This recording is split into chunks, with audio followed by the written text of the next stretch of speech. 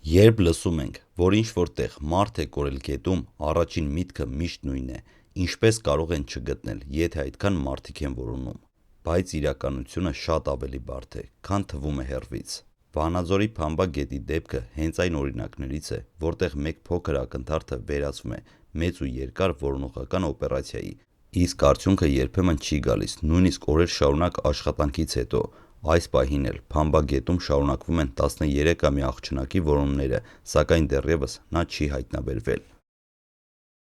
Եվ այստեղ սկսվում է այն հարցը, որը շատերն են տալիս՝ ինչպես է հնարավոր, որ նման լայնածավալ որոնումներից հետո դեռ արդյունք չկա։ Դրսից նայելով Փամբա գետը շատերի համար պարզապես սովորական ջրի հոսք է, ջուր, որը գնում է իր ճանապարհով, անցնում է քաղաքի կողքով և թվում է ամեն ինչ կանխատեսելի է։ Բայց գետերը ունեն մի հատկություն, որը շատերը չեն զգում, մինչև շատ ուշ չլինի։ Նրանք կենդանի համակարգ են, և այդ համակարգը երբեմն փոխվում է վայրկյանների ընթացքում։ Մի հատվածում ջուրը կարող է լինել հանգիստ, մի քանի մետր այն կողմ արդեն ուժեղ հոսանք, մի տեղ ծանծաղ, մյուս տեղում անսպասելի խորություն։ Եվ հենց այդ անտեսանելի փոփոխություններն են, որ գետը դարձնում են վտանգավոր նույնիսկ փորձառուների համար։ Շատերը պատկերացնում են, որ որոնողական աշխատանքները պարզ են, մարդիկ գալիս են, նայում են, և եթե ինչ-որ մեկը կա, անմիջապես գտնում են, բայց իրականությունը լրիվ այլ է։ Գետային որոնումները իրականում ավելի շատ նման են փազլ հավաքելուն առանց պատկեր ունենալու։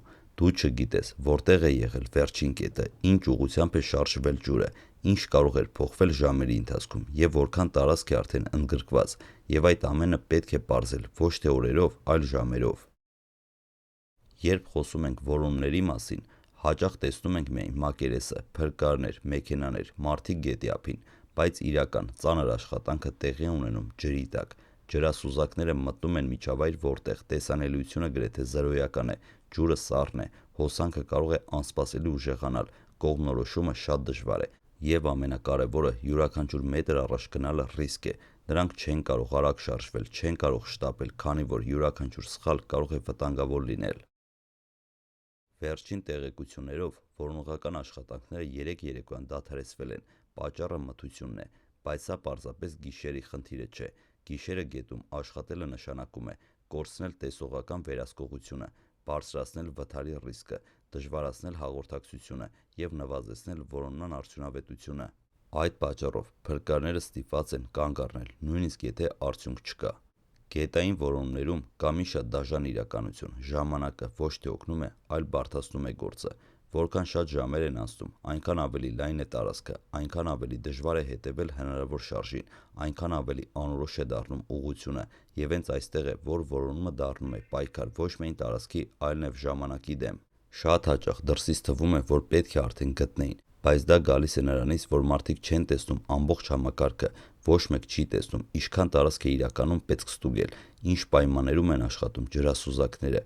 ինչ արագ կարող է փոխվել իրավիճակը ջրի տակ, ինչքան տեխնիկական ու մարդկային ռեսուրս է պետք, և հենց այդ անտեսանելի մասերն են, որ դարձնում են նման որոնումները երկար ու բարդ։ Այս պահին Փամբա գետում որոնումները շարունակվում են։ Յուրաքանչյուր նոր օր սկսվում է նույն նպատակով՝ փորձել գտնել պատասխան, որը դեռ չկա, բայց այս պատմությունը միայն որոնման մասին չէ։ Սա նույն պատմությունն է այն մասին, թե որքան անկանխատեսելի կարող է լինել բնությունը և որքան անտեսանելի են այն դժվարությունները, որոնք կանգնած են փրկարների աշխատանքի հետևում։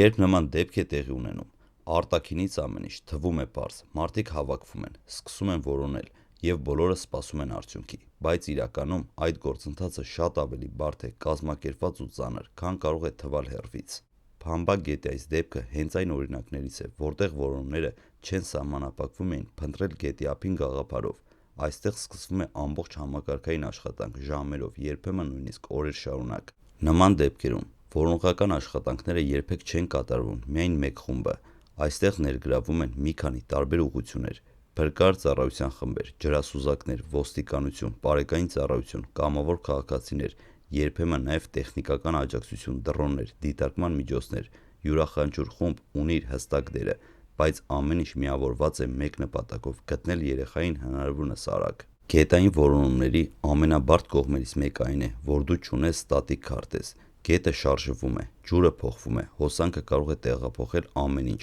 և այս պատճառով Որոնողները հաճախ ստիպված են աշխատել ոչ միայն վերջին կետի մոտ, այլ շատ ավելի լայն տարածքում։ Սա նման է իրավիճակի, երբ պետք է ինչ-որ բան գտնել, բայց չգիտես, արդյոք այն մնացել է նույն տեղում, թե արդեն տեղափոխվել է հեռու։ Ջրասուզակները այս պատմության ամենաբարդ հատվածն են կրում իրենց վրա։ Նրանք մտնում են ջրի մեջ, որտեղ արտաքին աշխարհը գրեթե չի երևում։ Եվ այստեղ սկսվում է լիովին այլ իրականություն՝ ջրի տակ։ Հոսանքը կարող է փոխել ուղղությունը, տեսանելիությունը կարող է իջնել գրեթե զրոյի, ցանկացած շարժում պահանջում է առավելագույն զգուշություն, եւ յուրաքանչյուր վայրկյան ունի իր ռիսկը։ Նրանք հաճախ աշխատում են կարճ ժամանակով, հետո դուրս են գալիս հանգստանալու եւ նորից վերադառնում, քանի որ նման պայմաններում երկար մնալը ֆիզիկապես անհնար է։ Շատերը պատկերացնում են, որ որոնումը սահմանափակվում է մի հատվածով, բայց իրականում դա շատ ավելի լայն գործընթաց է։ Ջուրը կարող է մարդուն կամ առարկան տեղափոխել շատ հեռու կետեր, կախված հոսանքից, եւ հենց այդ պատճառով որոնողական գոտին հաճախ ընդլայնվում է ժամ առ ժամ,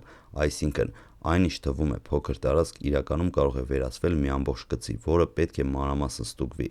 Երբ օրը ավարտվում է, սկսվում է որոնումների ամենախոցելի փուլը։ Մթությունը փոխում է ամեն ինչ։ Այն ինչ ցերեկը թվում էր կառավարելի, գիշերը դառնում է վտանգավոր։ Ջրի մակերեսը չի արտացոլում իրական խորությունը, շարժումները դառնում են անորոշ, եւ նույնիսկ փորձարկու մասնագետների համար կողմնորոշումը բարդանում է։ Այդ պատճառով աշխատանքները ժամանակավորապես դադարեցվում են, որպեսզի հաջորդ օրը շարունակվեն ավելի անվտանգ պայմաններում։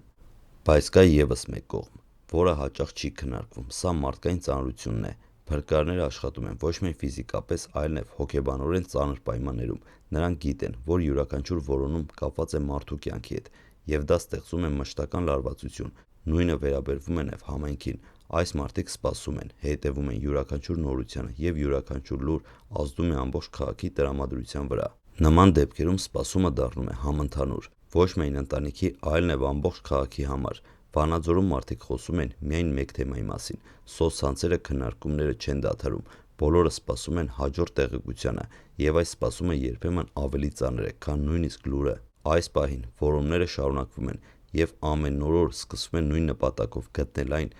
ինչ դեռ անհայտ է, բայց իրական հարցը մնում է նույնը։ Ինչու նման դեպքերում արդյունքը երբեմն ուշ է գալիս, նույնիսկ երբ ամեն ինչ արվում է հնարավորինս արագ։ Երբ խոսքը գնում է երեխաների մասին, այսպիսի դեպքերը դառնում են ոչ միայն որոնողական աշխատանք, այլ ամբողջ հասարակության համար ծանր հոգեբանական փորձություն։ Քանի որ այստեղ արդեն խոսքը չի վերաբերվում պարզապես անհետացած մարդու մասին, այստեղ խոսքը վերաբերում է երեխայի մասին, եւ հենց դա է փոխում ամբողջ իրավիճակի ընկալումը։ Գետային որոնումների ժամանակ կան մի քանի պատճառ, թե ինչու երեխաների դեպքերը համարվում են ամենաբարդերից։ Առաջինը ֆիզիկական առանձնահատկությունն է։ Երեխայի մարմինը իր քաշով ու չափերով շատ ավելի հեշտ է տեղափոխվում ջրի հոսանքով։ Սա նշանակում է, որ նույնիսկ թույլ հոսանքը կարող է նրան շատ արագ տեղափոխել հեռու տարածք։